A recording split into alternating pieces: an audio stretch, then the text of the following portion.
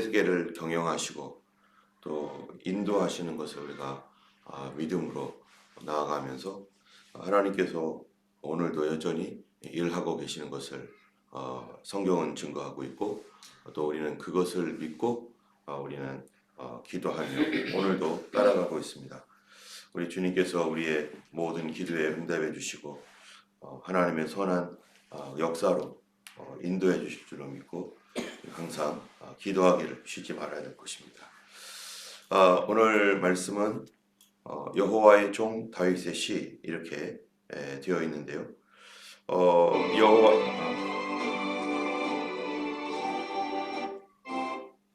여호와의 종 다윗의 시라고 되어 있습니다. 특별히 여호와의 종이라고 할 때 모세도 여호와의 종이라고 이렇게 성경은 기록하고 있는데요. 여호와의 종이라고 하는 그 의미는 이제 굉장히 하나님의 어진 친밀함을 담고 있습니다. 너는 나의 종이다라고 성경에서 그렇게 사람에게 어떤 특정한 사람이 얘기할 때 하나님의 그 친밀함이 그에게 있는 것을 의미하는데, 여기 다윗을 여호와의 종이라고 이렇게 말하는 것은 다윗과 하나님과의 그 관계 안에서 굉장히 친밀함과 너는 내 것이다 라고 하는 하나님의 보장이 있는 그것이 바로 여호와의 종이라는 의미죠. 먼저 1절에서 보면은 악인의 죄가 그의 마음속으로 이르기를 그의 눈에는 하나님을 두려워하는 빛이 없다 하니 그가 스스로 자랑하기를 이렇게 시작을 합니다.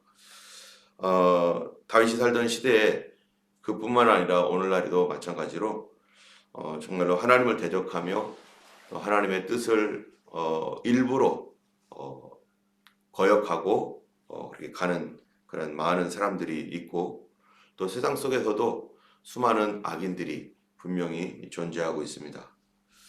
이러한 그 사람들이 어떤 자기들이 하고 있는 계획과 그 악한 그런 그 뜻을 이루어가는 이런 것들을 보면서 우리는 참 답답함을 느끼기도 하고, 하나님께서 이 일들을 어떻게 인도하실지, 왜 하나님은 침묵하고 계시고 아무것도 안 하고 계시는지, 그러한 하나님께 대한 섭섭함 이런 것들도 있는 경우도 있죠.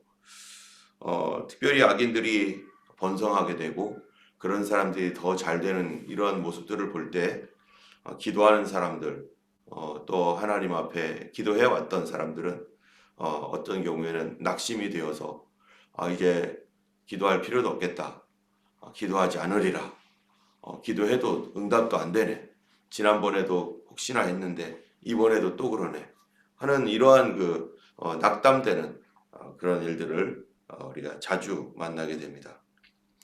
과연 하나님은 어떠한 하나님이신가? 우리는 이러한 경우에 이렇게 낙심하고 또 악인이 오히려 번성하는 이 시대 가운데서 성도들은 무엇을 소망할 수 있는지 오늘 말씀을 보면서 우리는 하나님을 계속해서 의존하고 의지해야 될 중요한 이유를 알게 되는 것입니다. 먼저 여기 1절에 있는 말씀처럼 악인의 죄는 하나님을 두려워하는 빛이 없다 하니 이렇게 말하고 있습니다. 악인의 특징이 뭡니까? 하나님이 없다라고 말하고 있고, 그 하나님이 없다라고 말하는 거 이전에 그 마음속에는 그렇게 말하는 이유는 하나님이 없기를 바라고 있는 것이죠. 이 죄를 짓고 악으로 달려가고자 하는 그런 사람들은 그 중에서도 힘이 있는 사람들, 재물과 부가 있는 사람들, 이런 사람들은 어떻겠어요? 하나님이 없기를 바라는 거죠. 연약하고 힘들고 또 고통 가운데 있는 사람들은 제발 하나님이 있기를, 하나님이 이 어려운 우리를 살려주시고 도와주셔야 되는데 이 악한 사람들이 힘없는 우리들을 이렇게 누르고 이렇게 하니 누군가 위에 계시면 좀 도와주세요, 그러는 사람들이 있는가 하면은 그 악한 사람들은 하나님이 없기를, 그러면서 자기 입으로 하나님이 있기는 어디 있어, 없다라고 말하고 그렇게 하나님을 두려워하지도 않고 살아가고 있습니다.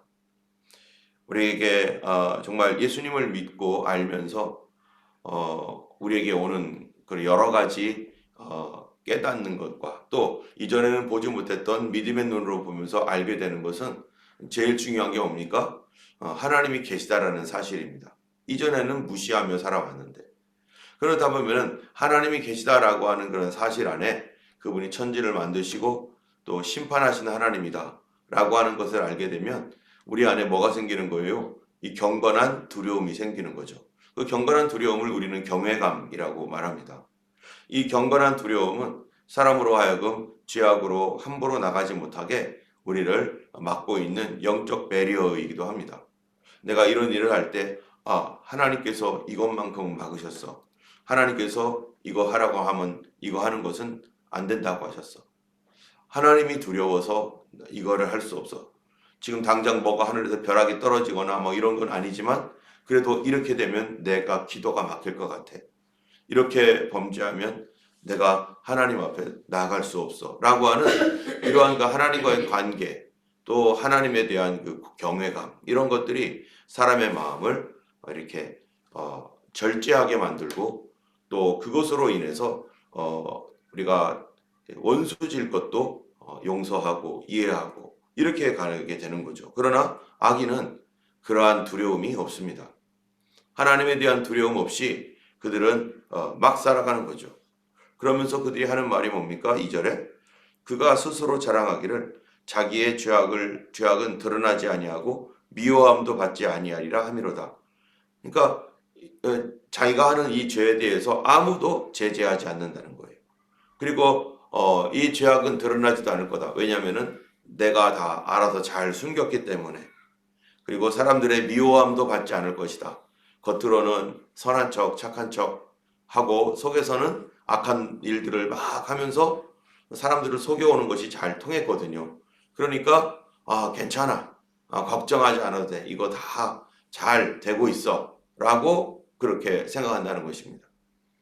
이것이 악인의 특징이며 만약에 이렇게 끝까지 산다면은 결국 하나님 앞에 설 때 심판을 받을 수밖에 없는 상황이죠. 우리가 예수님을 믿으면서 믿음이 정말로 든든해지고 정말 하나님과의 관계 안에서 신실한 그런 관계 안에 있었을 때 우리 인간 안에 생기는 것이 뭡니까? 바로 경외감, 경건한 두려움이죠. 그래서 하나님과 하나님의 친밀함이 누구에게 있다는 거예요? 경외하는 자에게 있느니라 하신 말씀처럼 하나님을 경외하고 있다. 더 많은 하나님을 더 많이 경외하고 있다라고 할 때 그만큼 하나님의 친밀함이 있습니다. 근데 여기서 우리가 주의해야 될 것은 하나님을 참된 경외함과 하나님을 두려워하는 것과는 완전히 다르다는 거죠. 사단은 하나님이 계시다라고 하는 이 사실을 믿는 사람들에게 어떤 경우에는 사단이 속여서 하나님을 경외하는 경외감이 아니라 하나님을 무서워하게 만드는 그래서 무서워서 그것 때문에 무엇을 하지 못하게 하는 거예요? 아무것도 못하게 하는 거예요. 심판에 대한 무서움. 지금 하나님을 사랑하고 하나님을 의지하는 사람들에게는 하나님에 대한 경건한 두려움이고 그러나 하나님을 잘 모르고 하나님 앞에 나가지만 하나님을 잘 모르는 성경을 말씀도 잘 모르고 그런 사람에게는 사단이 속이기 딱 좋습니다. 하나님 계시다라는 그 사실을 가지고서 사람에게 공포감을 줍니다. 그래서 하나님이 언제 심판하실지 모른다라고 하는 것 때문에 하나님이 내 죄를 체크하시는 하나님 그리고 사랑이 아니라 공의로 우리를 이렇게 바라보시는 그런 하나님에 대한 이런 공포감 거기에만 집중하게 해서 아무것도 못하게 만들고 자기 자신은 하나님 앞에 자격이 없고 나는 하나님 앞에 나갈 수 없는 사람이고 그래서 나는 아무것도 못하고 하는 이 손발을 다 묶어버려서 공포감으로 사람들을 어둡게 만들고 무섭게 만들어서 점점점 하나님으로부터 멀어지게 그래서 어떻게 만드는 거예요? 그래서 하나님을 떠나게 만듭니다. 내가 견딜 수 없다. 내가 이런 하나님을 내가 믿을 수가 없다. 더 이상 견딜 수가 없다. 해서 하나님을 잊어버리기 위해서 떠나는 마치 결벽증 환자가 깨끗하게 하려고 그렇게 열심히 할 때 맨 처음에는 뭐 여기저기 다 깨끗하게 하면서 그렇게 살지만 그게 만족하지 않으니까 나중에 번아웃 돼 가지고 그냥 이 자기 주변만 어떻게 깨끗하게 하다가 이제는 나머지는 다 완전히 더러운 것으로 거꾸로 깨끗하게 하려고 했는데 거꾸로 더 자기 주변 조금만 깨끗하고 나머지는 다 더러운 그런 상태로 하는 것처럼 이런 영적 결벽증이 공포심으로 인해서 하나님을 떠나는 포기하게 만드는 데까지 가게 하는 게 바로 이 사단의 전략이기 때문에 우리는 경외감과 두려움을 구분을 해야 됩니다. 하나님을 경건하게 두려워하는 것, 그 경외감은 바로 반드시 무엇과 연결되어 있어요? 하나님의 친밀함과 연결되어 있기 때문에 그 하나님의 친밀함이 없는 경외감, 하나님의 친밀함이 없는 경외감, 그 두려움, 이거는 우리가 조심해야 될 그 사단의 올무가 될 수 있습니다. 때문에 우리가 경건한 경외감이라고 하는 것은 나와 하나님 사이를 더욱 가깝게 만들고 하나님의 그 은혜 안에 더 깊이 나아갈 수 있도록 하는 것이죠.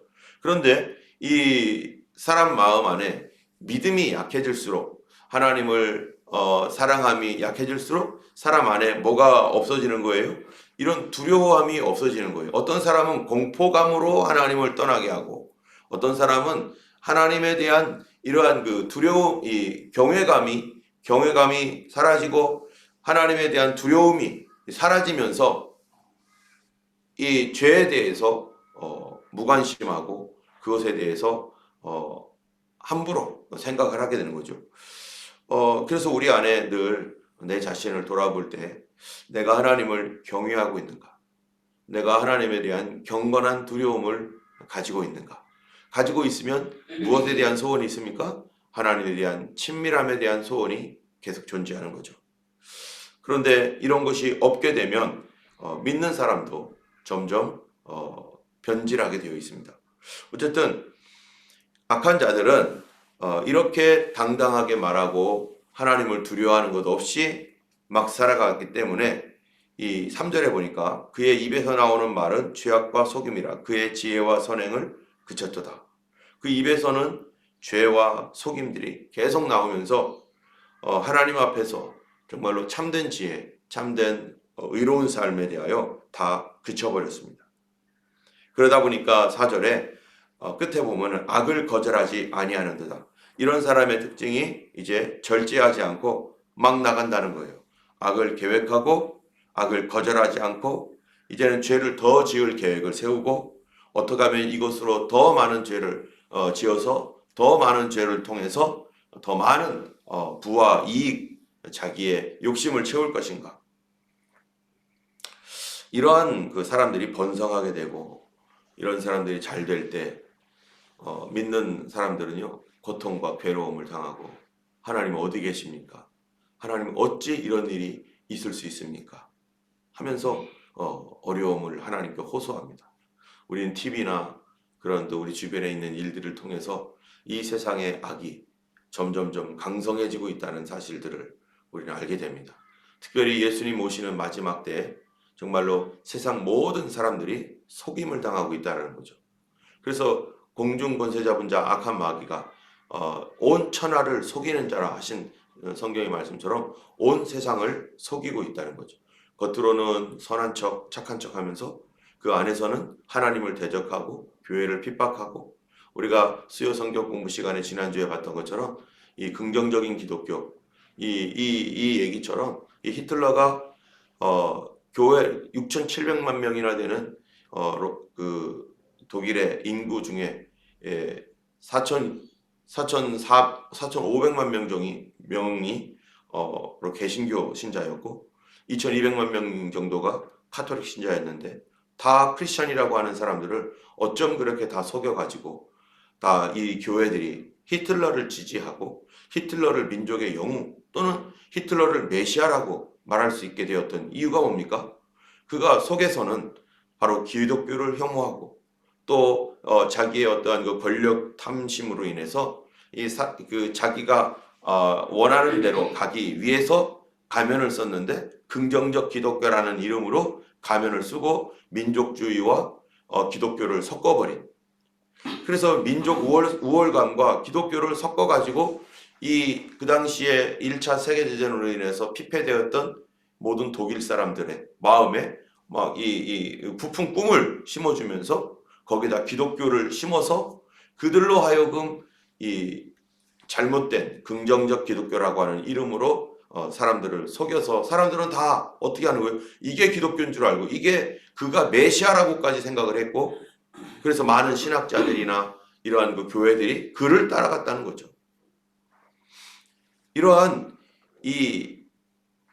이런 악한 일들을 꾀하고 그래서 사람들로 하여금 하나님 없는 결국에는 어떻게 합니까? 수많은 크리스찬들을 그들이 살해하고 또 많은 목사님들을 심지어는 우리가 잘 아는 본 회퍼라는 그러한 그 유명한 목사님들 교수형에 처하면서 그렇게 하면서 결국에는 2차 세계대전이 비참하게 히틀러의 죽음으로 그렇게 끝나게 되었는데 바로 이러한 그 악한 그런 사람들이 속이며 점점점 저 잘되고 심지어 교회를 모방하고 교회인 척하면서 가는 이 시대 이게 마지막 때의 하나의 모습이라는 것입니다.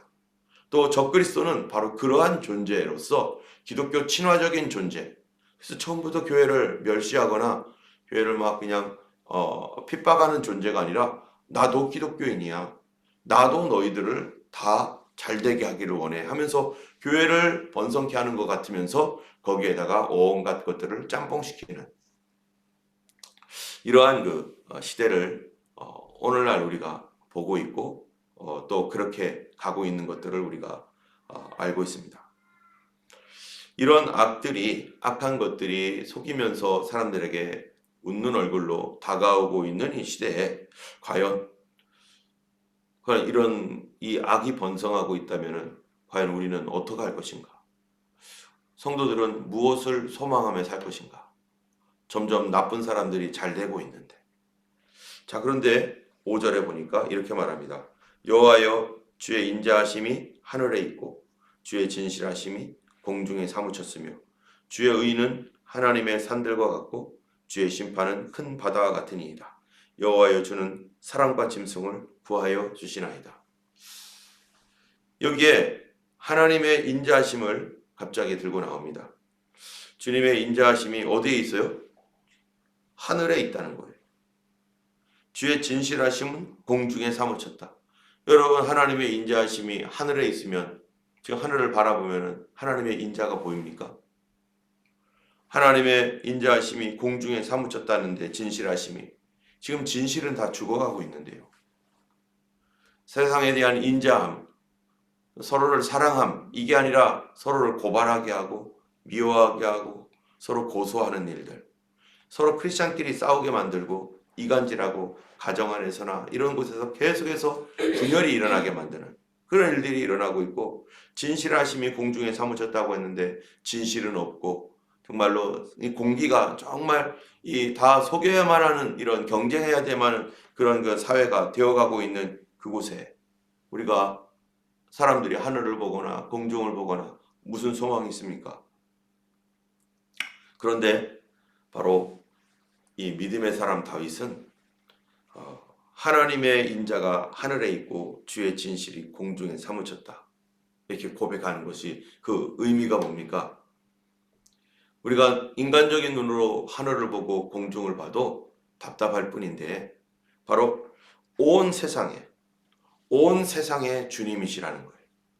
지금 세상이 악한 자들이 세상을 움직여가는 것 같지만 그러나 하나님은 그 위에서 하나님께서 세상을 뭐 한다는 것입니까? 하나님이 그 세상을 다스려 가시고 또 하나님께서 심판하실 그 시간들을 하나님께서 준비하고 계시고 하나님의 역사가 죽은 것이 아니라 지금 하나님께서 움직이시고 계시다는 것입니다.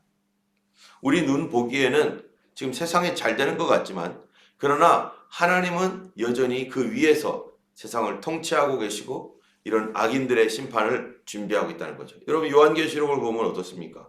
요한계시록을 보면은 두 짐승이 나타나 가지고 온 세상을 지배하고 그리고 정치 지도자와 또 종교 지도자가 서로 합세해 가지고 세상을 다스리며 악이 번성하고 정말 그리스도인들이 막 고난을 당하며 정말 이 세상의 사람들의 수많은 전쟁과 전쟁들이 일어나는데 그 뒤에 악한 사단의 역사가 있고 이런 그 정말 혼돈스럽고 악한 자는 점점 잘 되고 그리고 바벨론의 그러한 그 이 상인들 이런 상인들은 돈을 집중적으로 모아가지고 자기들의 극소수의 사람들이 세상의 모든 부를 다 통제하고 있고 그리고 그 사람 나머지 사람들은 노예처럼 살아가는 거죠. 자본주의의 극단적 자본주의가 되어가지고 이제는 이 부의 분배가 불균형하게 돼버려가지고 돈은 이 모든 사람들이 이러한 그 상인들과 같은 그런 몇몇 사람들의 소수의 사람들에게 90% 이상의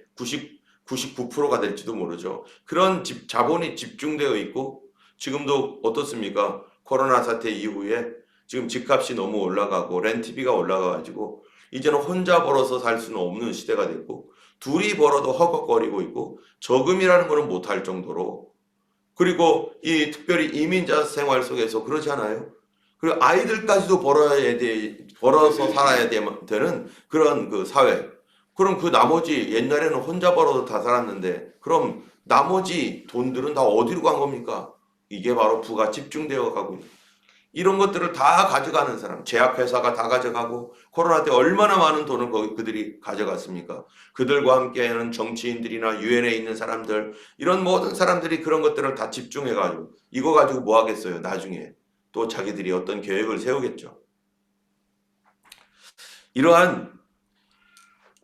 이러한 시대 이러한 악한 일들이 지금 일어나고 있지만 그러나 마지막 시대 그 적그리스도와 악한 자들이 막 번성하는 것 같지만 결국 성경에 보면 어떻게 되어 있습니까?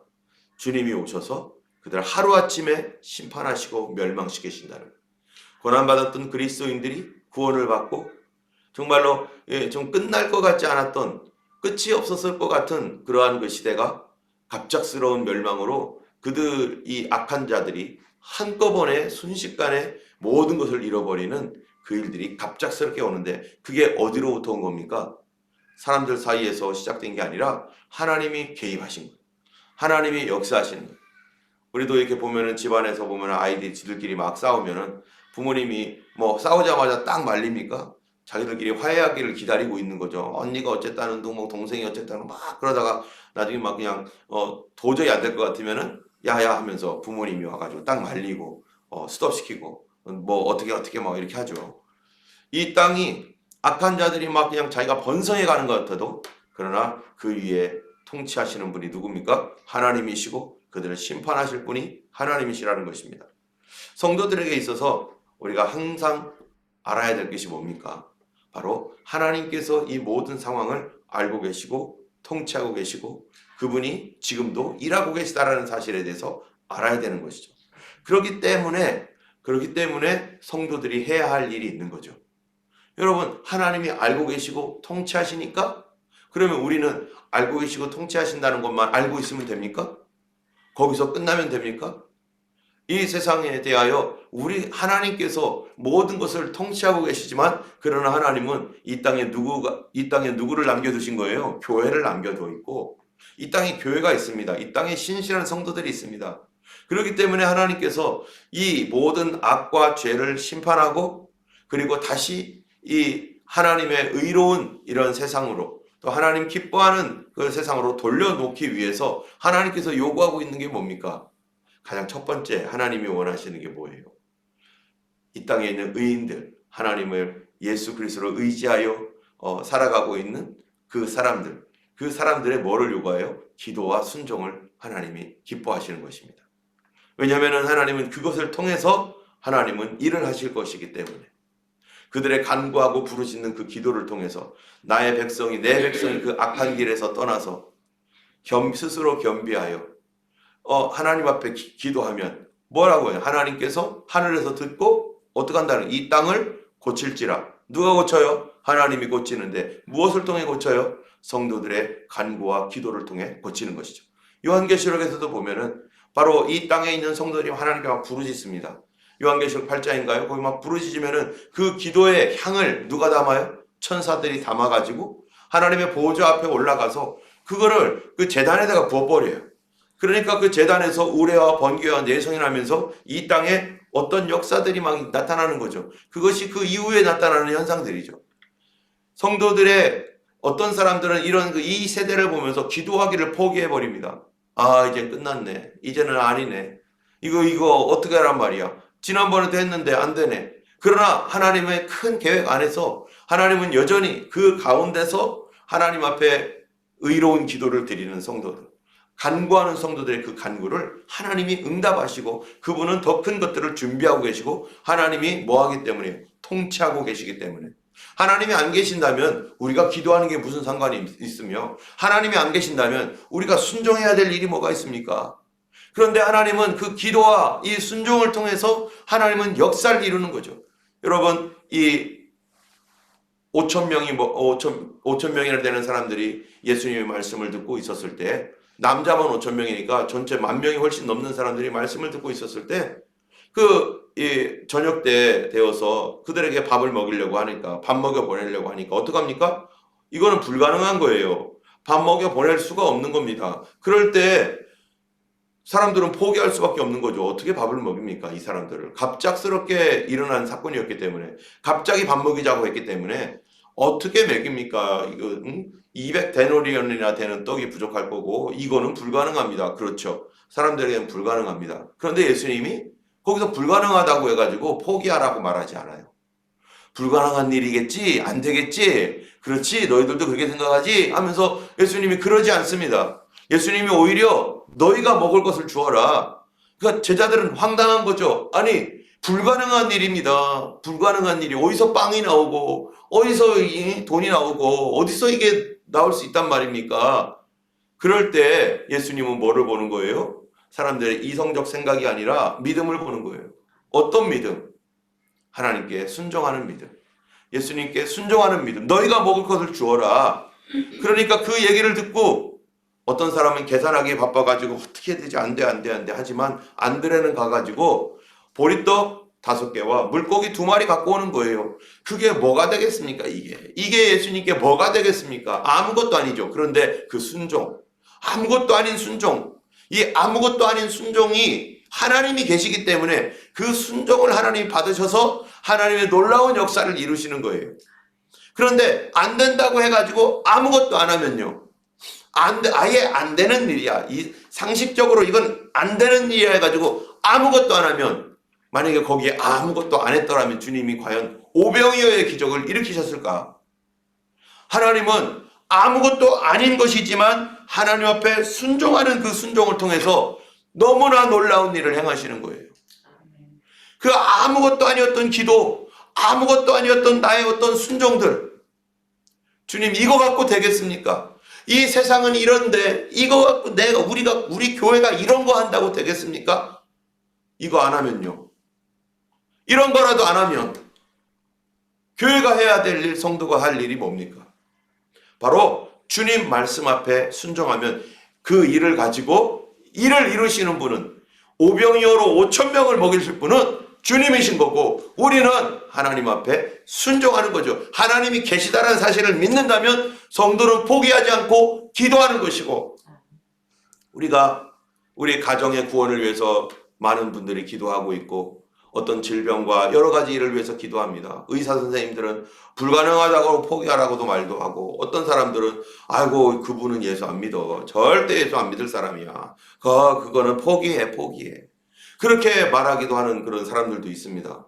또 지금까지 오랜 동안 하나님 앞에 가정의 구원을 위해서 우리 남편은 진짜 저 사람은 안 변해. 아이고 이렇게 몇 년을 기도했는데 내가 그러면서 아예 포기하는 사람도 있습니다. 교회 건물을 위해서 얼마를 기도했는데요. 나는 실망 많이 했습니다. 라고 하는 사람도 있고요. 우리 가정에 여러 가지. 그런데 그러면 하나님이 안 계시면 어떻습니까? 그렇게 해도 됩니다. 하나님이 안 계시니까. 그런데 하나님이 우리의 가정을 통치하시고 이 세계를 통치하시고 우리의 삶의 왕이 되셔서 하나님이 우리의 기도를 들어주시는 그런 전능하신 하나님이라는 사실을 참으로 믿는다면 우리의 오병이어와 같은 아주 작은 것, 작은 순종 하나님께서 넌 기도만 해라 라고 했다라면 기도하면 되는 거예요. 불가능한 것들을 가지고 기도하는 거죠. 그런데 그것을 가지고 이루실 분이 누구예요? 하나님이십니다. 바로 다윗은 쫓겨다니면서 어찌하여 이렇게 악인들이 번성을 하고 하나님 나 잘못도 없는데 왜 이렇게 어렵습니까? 하면서 막 쫓겨다니는 가운데 다윗이 포기합니까? 아니죠. 하나님이 계시다는 거예요. 하나님이 계셔서 이 모든 일을 통치하시고 모든 일을 결국에는 선하게, 내가 그렇게 하면서 참아왔던 모든 것들이 오히려 다 선하게 만드셔서 위대한 구원을 이루게 하시는 하나님의 역사에 우리의 작은 기도와 작은 순종이 큰 일을 이루는 그 일에 쓰임받는 것이죠. 마지막 시대에 하나님께서 무엇을 통해서 세상을 심판하고 이 악한 것들을 다 진멸을 합니까? 성경에 보면은 바로 성도들의 기도였습니다. 성도들의 기도를 통해서. 여러분, 오늘도 우리가 기도하고 있고요. 오늘도 여러 가지 예배 전에 우리 말씀 듣기 전에 기도했습니다. 또 우리가 오늘 저녁에도 또 기도합니다. 우리가 이 기도하는 것 하나님의 명령이고 주님의 명령입니다. 주님은 이 기도를 받아서 뭐를 할 겁니까? 주님이 그냥 기도하라는 게 아니잖아요. 주님이 너희들로부터 올라오는 기도의 재료를 통해서 주님께서 이 땅을 바꾸시고 우리 가정에 지금까지 이루어지지 않았던 것, 아직도 이루어지지 않고 있는 그것, 주님이 반드시 위대하게 이루실 것을 믿기 때문에 우리의 손으로는 아무것도 안 되지만 주님의 손에 오병이어가 들려지니까 5,000명을 먹이는 놀라운 역사가 일어난 것처럼 하나님이 계십니다. 예수님이 계십니다. 때문에 우리는 주님 앞에 오늘도 순종으로 기도하고 쉬지 말고 기도하라신 말씀과 같이 오늘도 우리는 여전히 주님을 바라보며 기도하며 우리 자신의 정결을 지키고 믿음을 지키고 하나님 앞에 살아가는 우리들인 것입니다. 오늘도 주님이 우리의 빛입니다. 9절에 보면은 진실로 생명의 원천이 주께 있사오니 주의 빛 안에서 우리가 빛을 보리이다. 생명의 원천, 주님이 살려주시는 거예요. 주의 빛 안에서 우리가 하나님을 보게 됩니다. 주님의 빛이 비춰지지 않으면 아무것도 볼 수 없죠. 그러나 주님의 빛이 비춰지기 때문에, 빛이 있기 때문에 보는 것처럼 하나님의 빛으로 세상 사람들이 보지 못하는 것을 우리는 믿음의 빛 안에서 하나님이 이루실 것을 믿고 오늘도 우리는 기도하고 순종하는 삶을 사는 것입니다. 오늘 기도할 때 하나님 앞에 순종함으로 나아가고 주님께서 살아계십니다. 주님 역사하실 줄 믿습니다. 건지실 줄 믿고 우리가 주님 앞에 간절히 오늘도 주님 앞에 오병이어와 같이 주님께 드리는 기도 되기를 예수님의 이름으로 기도합니다. 기도하겠습니다. 거룩하신 주님 감사합니다. 우리 살아계셔서 지금도 일하시는 주님, 주님께서 하나님을 의지하고 순종하고 믿는 우리들의 작은 순종을 통해서 하나님은 놀랍고 위대한 일을 행하시는 하나님이십니다. 주여 하나님은 세상은 실망하고 낙담할지라도 하나님 그리하여 사단은 우리에게 아무것도 못하게 만들고 하나님 기도조차 하지 못하게 방해하지만 그러나 이 놀라운 하나님의 역사는 우리의 작은 기도를 통해서 오병이어처럼 하나님이 놀랍고 크신 일들을 이루실 줄 믿사오니 가정을 향한 하나님의 계획을 위하여 오늘도 기도하고 주님의 뜻대로 순종하게 하시고 아버지 이 땅을 위한 주님의 계획을 위하여 오늘도 온 세계를 위하여 간구하며 기도하는 저희들 되게 하시고 교회를 위한 하나님의 뜻을 위하여 아버지 실망치 않고 오늘도 주님 앞에 순종하며 기도하는 저희들 되게 하여 주시옵소서. 감사드리며 우리 주 예수님 이름으로 기도드렸습니다. 아멘. 함께